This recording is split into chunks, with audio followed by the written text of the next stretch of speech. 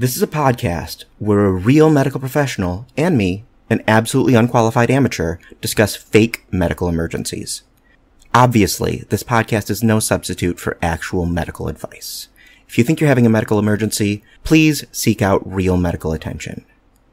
And if you're going to listen to this in the ER waiting room, then for the love of God, put in headphones.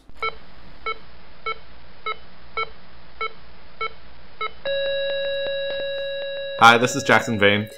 Hi everybody, I'm Johnny Kolasinski. You might remember me from such podcasts as My Dinner with Eric Andre and Jungle 2, Jungle 2, Jungle Harder.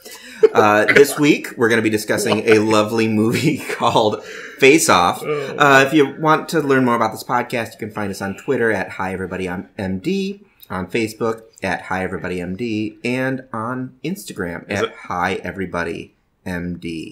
We've got a very special guest with us today. First time having a guest on the podcast. Woo! Yay. We have Dr. Greg Winter. Hi, everybody. I got to say the name. That means we got a drink, right? Yes. Yeah. Yep. So, if you're new to the podcast, which we all are, because this is our second week, it's a podcast where we talk about bad medicine in film, TV, and generally everywhere. Yep. Jackson, we're going to be talking about Face Off today. Why is that? Because we're going to talk about the best scene in Face Off, where someone's face gets taken off. Face waterfall. Face waterfall. So that's what we're going to talk about this week. So, and we picked someone as a guest who knows this movie very well. I love this movie. This is one of my favorite movies. One of my friends and I watch this movie literally twice a year just to make fun of it. And it is a chore to come up with new things to laugh at, but it is always possible. I love this movie. For anyone who's been living under a rock since 1997, what is the general premise of Face Off? There are two cops. Or no, I'm sorry. There's a cop and there is a crook. And they basically have to take over each other's lives in order to get back to everything being normal.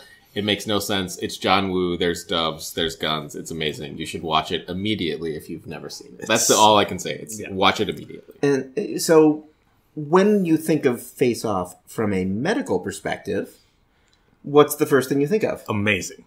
There's no part of this movie that I think of from a medical perspective. But what about face transplants and stuff like that? Those things are now things that exist in the world in some way. It's just, that's not what I think of when I think of this movie. But it's in this movie, and it's definitely 100% worth talking about. There's so many horrible examples of medicine in this movie, but transferring faces is chief among them. Let's start with that scene where they actually make the transfer of the face. Yeah.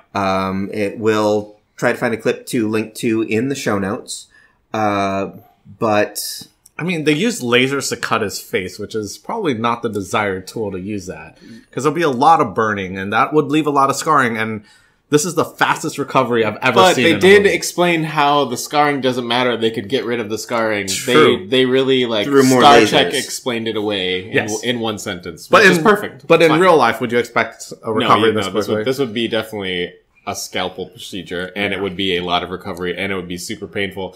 And my favorite part of all of the face switching is that John Travolta and Nicolas Cage have nowhere near the same body types. No. They are not the same height. Like, everything about it is so wrong. Completely different chins. But if you ignore it and then just move past it, it's fine. They even, there's lines in the movie where they poke fun at it. Like, I think there's a part where John Travolta talks about that ridiculous, when Nicolas Cage as Travolta is talking about that ridiculous chin, and it is it's great. It's a very prominent chin. I want to reiterate, if you haven't seen this movie, you should see it immediately. It's so good. And I think the crazy part is we're kind of watching the movie as we're talking about it. The facial removal tool, which is essentially just a reverse air hockey table. It's like a John Travolta shaped Jell-O mold. Yeah. And it just lifts it off so gently and puts it in. But I would think the suctioning would also cause some damage. Also, his heart rate did not fluctuate at all. There's nothing in it's a single sheet. How does that lift up the face? It doesn't make any, whatever. They don't explain anything.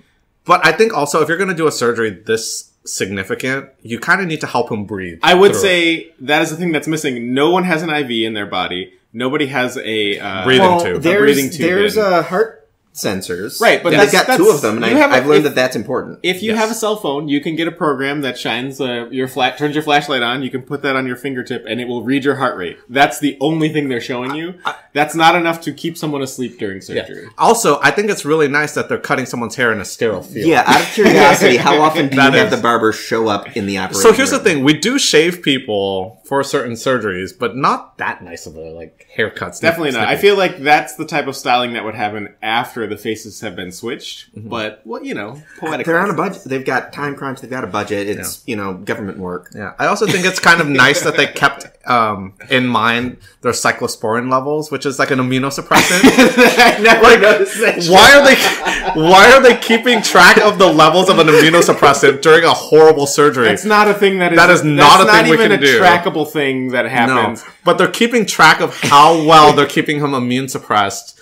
And for people who don't know, whenever you get a transplant, like a kidney transplant or a liver transplant, you have to turn off your immune system basically so that your body doesn't reject it. That's sort of the maintenance after the surgery is done. It's not so much during. Right. Yeah. It's during in the sense that you can't just switch any two people's faces. You would have to have two people that are matching in blood type similar. I mean, they would do a bunch of work. Let's be honest, though. No one's body would reject Nicolas Cage. I'm down. Let's do some Cajun. Some Cajun? Your body doesn't go, nah, no Cage. I mean, it looks like John Travolta's body's rejecting him just by how he reacts to it. Like he looks right in the mirror and goes, no. Ridiculous Cage. Yeah.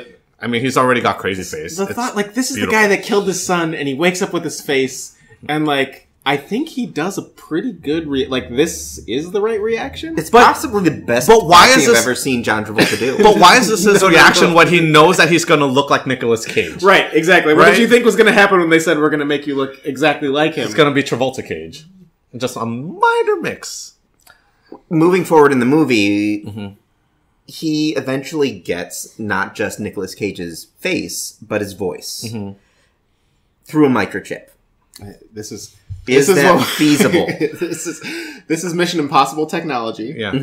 No, it's not feasible. No, I think it's a thing that people want to be. It seems like an easy thing, but in order for your voice to make sounds, you have to have air pass over your vocal cords. And all of these movies are sort of based on if we have a small computer that's going to change how your vocal cords sound when it's that's just not. And can I just point out something random too? Why do they have two? Because they had to put one into John Travolta, Nicolas Cage, and then one in Nicolas Cage, John Travolta. I could eat a peach for hours. That's your shame. So, just to talk about how difficult this is, we've got an actual computer that we use to edit this podcast, and I still sound like this. Fair. So, obviously, this is technology that they need, a little more work on. One of my favorite people of all time, this is how we start most of our conversations, just saying, peach, I could eat a peach. This is one of my favorite movies. It's ridiculous. Can I also bring up something other different? Have you ever seen anyone use a sedative gun? No, but it is in every movie ever. And they also they shoot him 6 times. So if we're gonna say, let's say it's Haldol, which is an antipsychotic. We use it to help sedate people, and let's say it's 5 milligrams. That would be we want to put this person down, and then they shoot him 6 times. It's like a Pez dispenser out of control. Knockout drugs. I mean, he is still coherent. I mean, it would actually take time. But I never used a gun before. It's usually just a needle. It's way faster just to stab someone in the leg. The gun doesn't exist. The gun is for entertainment value. It's like an EpiPen of of magic knockout fun. And so when those things happen in any movie, you all if you are not in a vein, then there is time for it to work. Yeah. So you can shoot you shot him and it didn't work yet because it's not gonna work yet. It takes 5-10 minutes. Yeah. If you were in a vein and did it, then it might take 2 or 3 minutes. But if there's one thing I've learned from movies, it's that shooting people more times is more effective. I mean, no matter what you're shooting them with, whether it's bullets. That Margaret Cho is very angry in this whole movie. Yes. Margaret. If you can't tell, we're definitely watching the movie as we're doing this podcast right now. So. I will say, when you have a scar, we just watched a scene where his face is itchy and the guy is scratching his face.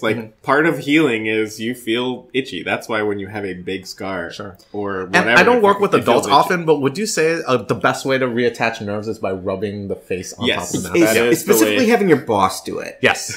See, especially when your boss is a non-medical person. Yeah, your direct kinda rubbing manager your face. is generally who you want to be massaging your face That is to harassment. help. If your boss is rubbing your face, that's harassment. And then I think the one thing that we all noticed this when we were watching it before you came for this taping was there was not a lot of blood. There was a very quick recovery. And even when Nicolas Cage, Castor Troy has his face off, his gauze, yes, his face off. I'm sorry, I'm waterfall facing myself.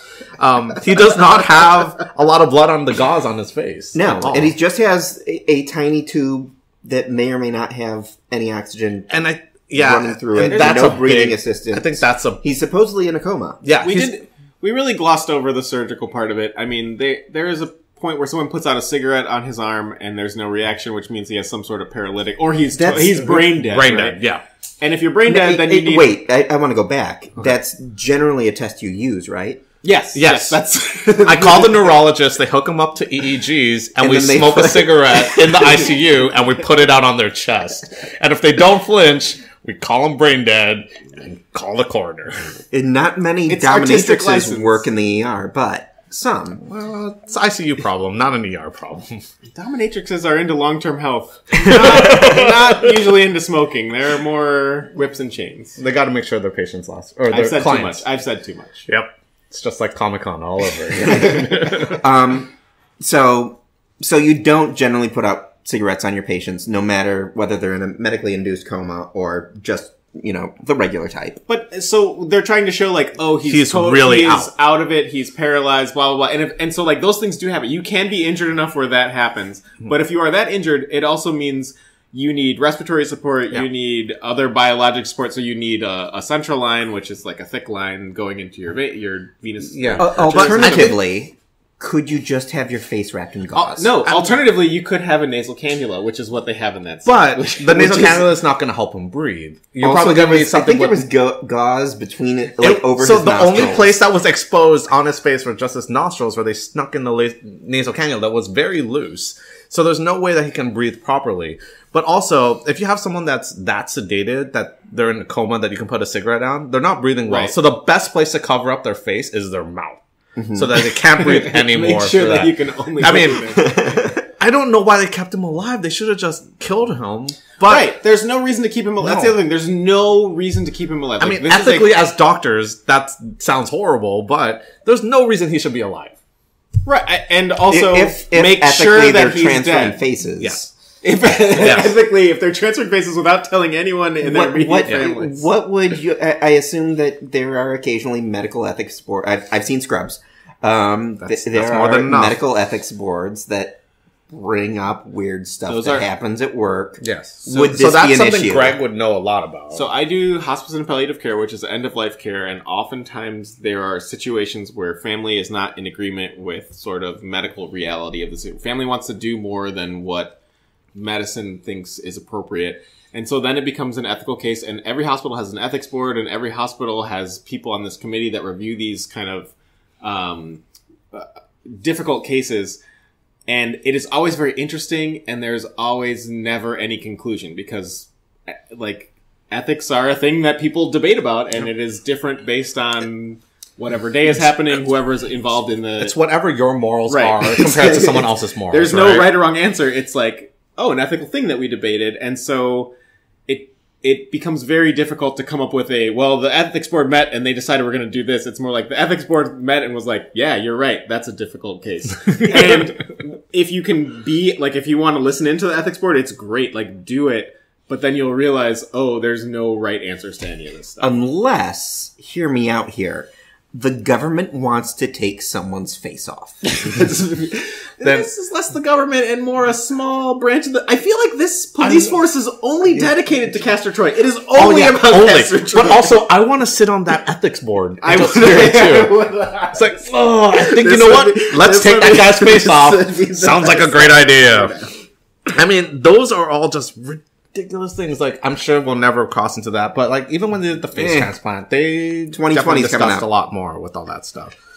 So later in the movie, we see Castor Troy with his face off. And he's, we saw him covered in gauze earlier. Face off? I'm sorry, face off. This isn't a video podcast. I don't care. They can't see Anytime our you hear inside this jokes. and you hear the word face off, just do But face people waterfall. that know the movie know what's happening. Yeah, it's face waterfall time. So, Castor Troy is hanging out. He takes his gauze off, as one does when you wake up With your face off? from a coma with your face off. He touches his face, he pulls away blood and clotted blood, and then lights a cigarette.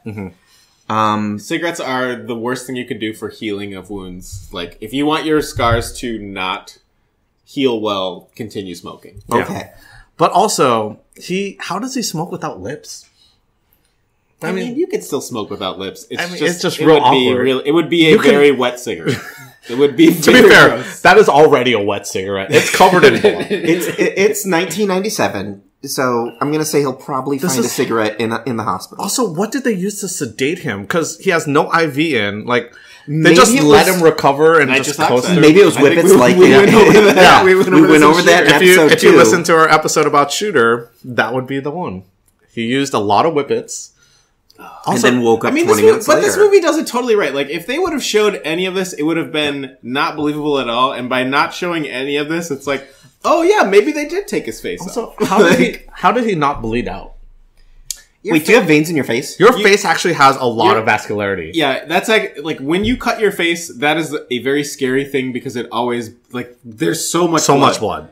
But also, it's not, there's no major arteries in your face. So there's a lot of, like, flowing blood, but then it will stop. Maybe it was assuming like you don't have Mr. a Burns clot. syndrome, and he was bleeding out of everywhere, so he's bleeding out of nowhere. Got stuck in the doorway. I mean, I would assume he would be bleeding a lot. The other thing is, the risk of infection is pretty high. Oh yeah, So this would be infected, especially after touching your face, especially after smoking a cigarette. Something we brought up in our notes and didn't bring up till now is that nowhere in the movie does anyone wear gloves. Also, there are phone sterilizers for a reason because they're filthy, and he was just on the phone pressed to his face. Yeah. He's getting an infection. Can I also ask? He's not keeping that ear. Can I also ask, how easy is it to get cigarettes in a hospital? What year is it? 1997. Fair enough. That's pretty quick.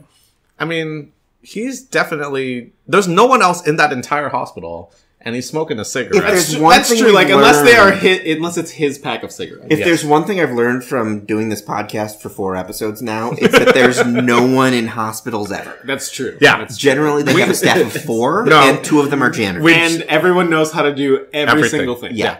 Like, most of the time when I'm in the hospital, there's like 2 other people, and the janitor is the one who scrubs in and does everything else. He's like, oh, did you guys bring my... Oh, wait, no, he's talking about painkillers. He's talking about the painkillers he got, which...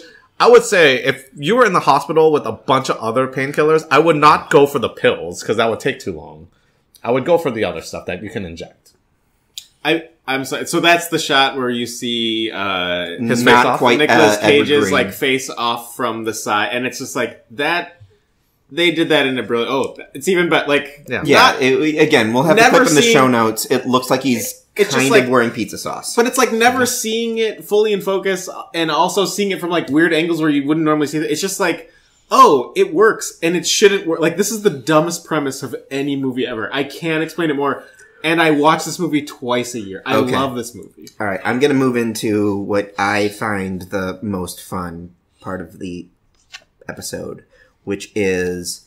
Okay, how would you make this movie medically accurate? How would you make this movie medically accurate? You're making this one real tough here. No, this is like, first of all, you wouldn't switch faces, right? Like, people get a face But transplant. how is he going to catch the guy with the bomb in LA? Right, so He's going to people- blow up the convention center. People get a face transplant in Yes. real life because they had a horrible thing happen. Correct. It's either like mauled by a dog or bear or similar animal, or they tried to kill themselves and they did that weird thing where you literally blow your face off, but you don't kill yourself. Yeah.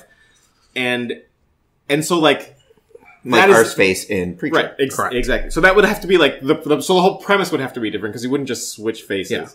Yeah. And then it's all the stuff that we're talking, like you have to match blood type, you have to match cyclosporin levels. But you also have to match like muscles to the Chins. facial tape, Like, facial type, chins, nerves, blood vessels. And There's they do a lot of stuff. in the surgery scene. They do like hey, this is complicated, but look, we've perfected it. But this would be like, I don't know, a 40-hour surgery, and it would be multiple different surgeons with different specialties of like, oh, this is the guy that knows how to attach the facial muscles right around the jaw. The one who can reconnect the veins, right? Like, and stuff. And it would just be a very different, like. Different. It would be really boring. It would be It'd be a documentary. I think a third of the movie would be the surgery, right. And then the other 2/3 would be like John Travolta trying to sleep with Joan. It would be John Travolta taking a lot of immunosuppressants and then getting some other disease based on all the. Also, they would all have really puffy faces. Yes. Like that's the other thing that they don't explain is their face heals so nicely that after a surgery like this, with all the inflammation, they would have. Hey, with today's anti-inflammatories, it just takes hours. Ginger, turmeric, whatever Gwyneth Paltrow said this week. So John Travolta, 1997, would basically look like John Travolta now. You know who's not coming on the show next week? Oh, what a catty burn. You mean the star of Gotti? But I would like so to be let's Mr. say Travolta. let's say we were totally rebooting this movie, and I'm sorry, what was that? we were totally going to reboot this movie. Okay. And we were cutting out all the Vengeance stuff and just finding someone who would be a suitable transplant to get Nicolas Cage's face, which is probably a clone of Nicolas Cage. You would have to find someone the right height. That's number one. Someone named Nicolas Cage. So if we find someone who's suitable to receive a face transplant from Nicolas Cage, would he come out of the surgery looking like Nicolas Cage? Not for the first month or two. Yeah, that's at least. So if you've seen any of those, like, I traveled abroad for surgery shows, I think they do a good job of showing the aftermath of surgery where, like, people are holed up in a hotel room for 4 weeks or whatever as their bodies, like, gets back to normal. I still haven't recovered from my butt implants. They look great, though. But it's like, if you took Nicolas Cage's face off and put it back on Nicolas Cage's face. There we go. It there would we go. still take, look that bad. I mean, there would be inflammation. There would be healing. There would be scarring. And this movie does explain that away. Like, there's literally two lines where they explain it away. To be fair, they use the scanner from the checkout at the grocery store. But to be fair, they also made sure his... I used to sell scanners. I love it. They also made sure his cyclosporin levels are just right. They have to be just right. Just right. But it's like anything. Anytime you hurt yourself, there is recovery. Yeah. And recovery is not fun or interesting to watch. No. So why put it in a movie? Yeah. But that's part of, if this was going to be realistic, I think they should at least mention some of it. But, you know, they're trying to make it with the time frame being very short, that the bomb was going to go off at any moment. They had what, 212 hours, something like that? Something ridiculous like that. I mean, that is the fastest recovery time known to man. I'm trying to think, is there anything else? I mean, was there anything else you would pick? One thing that happens is, afterwards, the faces get switched back. They do. Also, John Travolta is so healed that he no longer needs the scar on his chest where he took a bullet after his son was shot in the head. The thing that defines himself as a person. Sorry, that's a huge spoiler for those that haven't seen it. But that scar is removed. You haven't seen it. Come on. And then he doesn't want it put back because he's fine now. After this cathartic experience, I will say, it's wearing Super Mario boots. He no longer has to remember his son. Like, this is insane, but I love every second of it. Oh, yeah. And also, how did his wife not know that they were different people? Because there was a sequel. They did not fix. I'm sorry. There's a general understanding in Hollywood that Travolta and Cage have the same dick. I think we all know that. It was not called Junk Off. Dick Off was the sequel. Dick Off is the sequel. It is rated X, and you can only watch it. Actually, it's rated PG-13, and I was really surprised. How did they do it? And also, great editing. That's the best. It was really only one F-bomb, so it was okay. Yeah. But, you know, bringing up that shooting scene does bring up an important fact. Like, can a bullet that goes through John Travolta potentially kill his son? And we were talking about this earlier, that the exit wound's always worse than the entry wound. Depends on the caliber of rifle, and It was a sniper rifle. He got shot from the back, right? He got shot in the back, it went through his chest, and then hit his kid in the chest. It was not his head. Okay. Well, I'm gonna say his kid is dead. Yeah. For sure. I mean, that is a strong way to start a movie, is a kid got shot. It's not even just the bullet momentum, it's also all the stuff that got pushed through Travolta's... So whatever bone and skin and tissue still had So you're saying the scar is what killed his kid? No wonder he wanted it removed. I mean, I would want that removed too if my scar killed my kid. And I also like the thought. Jackson just restarted this, but like the thought that like he's upset because he killed this guy's kid. He's like, I was just trying to kill him. Like this is insane. That's collateral. Also, I love it. I mean, this isn't the Hitman Psychology Hour. No, that's my it is next not. podcast. Yes, that'll be the We're next recording one. that at 6. I was gonna say, you guys are doing Hitman Psych. I'll be done with that. Ultimately, I think so. I also really like Face Off. I think that you could do. Face Waterfall. I think you could do a really cool kind of accurate. I think we can, like, especially now He with gets shot through the shoulder blade, and all that bone, like all the bone, all the other, like his son's head would have exploded. It would have been the worst thing ever. Like, instead, it was just a little dot on his head. No one on this Ferris wheel ever would have recovered from the scene of carnage that happened. It would psychologically damage all of us seeing that. Yeah. And maybe he'd never had a son. I also like how no one else reacts to what happened. Like, I just noticed this now. Like, there's a lot of people in the background. No one's doing it. It's LA. But honestly, if that kind of blow that went through John Travolta's chest, it should have killed him too. There's no way he would have lived through that. If there's one thing I've learned from Face Off, right side of the chest, you can maybe get away with it. Tension pneumothorax. I mean, but it's open. It is open. Look, I'm saying that's not the problem. The problem is everyone else would be covered with brain matter. Yes. That's the problem. Yes. It would be a hardy mess. if there's one thing I've learned from Face Off, it's that faces don't bleed much. No. So, I mean, he might have been okay. He probably might have been would have. accurate. Yep. Faces don't bleed much, but the stuff inside of your face area, like the brain and all the others, like that's important. And you need it inside of that area. And here's the thing. Everyone's saying the face doesn't bleed much. It bleeds a lot. It does, actually. Yeah, definitely it absolutely does. It's one of the big reasons why people come to the ER is they have some kind of facial laceration that needs to be sewn up because it's bleeding so much. If you had one major medical takeaway from Face Off, Dr. Greg Winter. A major, I hope this is a thing we can do. That's the only, this is one of my favorite movies. It is not an ironic thing for me to say. This is one of my favorite movies. I hope it drives things forward in a meaningful way. That medical science has been progressed because of Face Off. Yeah. I think the big medical thing I took away from this is if you're going to keep someone in a coma, make sure they're in a coma. If you're going to sedate them, just make sure you keep some medicine to keep them sleepy and make them go night night. That is a good point. When people are in a, when people come in and they are injured and they are in a coma, you don't just what's the least amount of sedation I can give them? No. We sedate them and we control that sedation. So your goal isn't coma-ish? Right. No. Our goal is to understand what's happening and then be on top of it. And the other thing is, we don't want them kicking or bucking the tube or trying to rip for their tube. So they're going to get sedated and paralyzed at the same time. And the worst nightmare is paralyzing them, but not sedating them. Because waking up and realizing you can't move your body is the worst thing in the entire world. So there's a great Stephen King short story about being awake during a surgery. Yeah. And I think for this, it's Castor Troy. He's a dick. Okay, fine. But you should still sedate him. You should still sedate him. And you should still paralyze him. You don't just we're going to do it. It's fine. Also, you should probably help him breathe other than just a little tube in his nose. All right. And the thing I learned was if you have your face ripped off, don't smoke because it might scar more. Yeah, it's true. Especially if you get your face off. That is true. Yeah. That's face waterfall. Face waterfalls. That's all that is, this entire episode. Thanks, everybody, for listening to our discussion on the 1997 classic Face Off. If you're listening, one thing you can really do to help us out, because we are a brand new podcast, almost 2 weeks old, is do something I stole from a podcast called Cowboys and Cocaine and Rhinestones. There we go.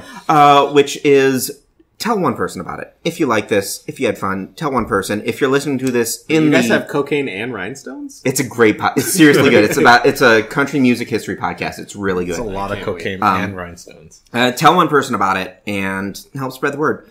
Otherwise, if you have something you want us to cover, send us an email at hieverybodypodcast@gmail.com or hieverybodymd on all sorts of social media networks. Otherwise, we will see you next Tuesday, and thank you very much. Thank you.